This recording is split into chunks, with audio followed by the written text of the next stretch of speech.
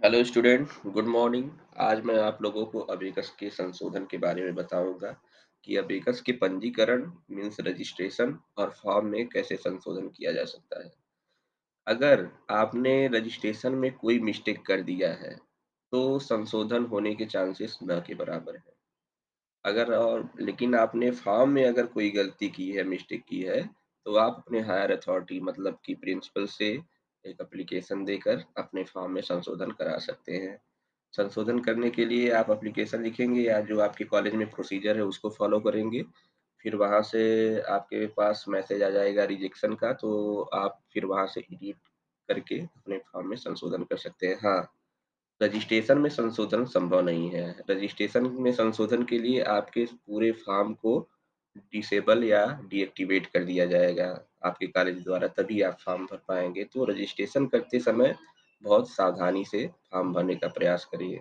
तो रजिस्ट्रेशन के लिए सबसे पहले स्टूडेंट में जाएँगे।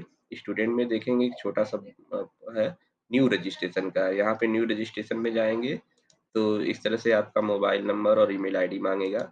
फिर वहाँ पे डालने के बाद एक ओटीपी जनरेट होगा, ओटीपी डालने के बाद फिर ईमेल का और देखिए यहाँ पे लिख रहा है due to some technical issue OTP service on email ID under recovery process until then OTP for mobile email ID will be the same. तो जो मोबाइल पे आपके ओटीपी आया रहेगा वहीं ईमेल का भी ओटीपी होगा। तो उसके करने के बाद आपका रजिस्ट्रेशन का फॉर्म खुल जाएगा। तो रजिस्ट्रेशन का फॉर्म भरते समय चाहे आधार कार्ड हो, चाहे 10वीं का रोल नंबर हो, चाहे कॉलेज सिलेक्शन हो, कॉलेज सिलेक्शन में एक नेम से 2 कॉलेज या 3 कॉलेज देख सकते हैं। तो आप अपने कॉलेज कोड वाला रजिस्ट्रेशन जो होगा बस वहीं भरेंगे, तभी कॉलेज के पास फॉर्म आएगा। तो कॉलेज का रजिस्ट्रेशन अपने रजिस्ट्रेशन करते समय एक-एक बारीकी से ध्यान रखेंगे क्योंकि रजिस्ट्रेशन में गलती होने के बाद उसमें संशोधन नहीं किया जा सकता है। अगर किया भी जा सकता है तो आपके पूरे फॉर्म को डिलीट करना पड़ेगा और फिर से आपको फॉर्म भरना पड़ेगा, रजिस्ट्रेशन करना होगा। रजिस्ट्रेशन करने के बाद आपको फॉर्म भरने के लिए पूरा डिटेल आएगा। आपका पर्सनल प्रोफाइल आएगा, पर्सनल प्रोफाइल के बाद आपका करंट स्टेटस आएगा, करंट स्टेटस के बाद प्रेजेंट एग्ज़ामिनेशन डिटेल आएगा।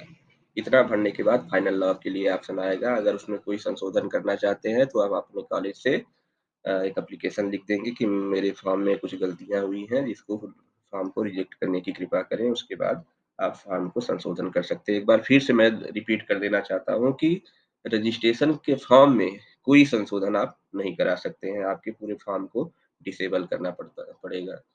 तो इस तरह से आपने देखा कि किस तरह से अपने फॉर्म में संशोधन कराया जा सकता है। रजिस्ट्रेशन में कोई संशोधन नहीं कराया जा सकता है। रजिस्ट्रेशन में संशोधन कराने के लिए आपके पूरे फॉर्म को डीएक्टिवेट या डिसेबल कराया जाएगा। करने के बाद ही आपका फॉर्म पूरी तरह से रिजेक्ट हो जाएगा और फिर आप फिर से रजिस्ट्रेशन करेंगे और पूरे फॉर्म को कंप्लीट करने के बाद फाइनल लॉक करेंगे।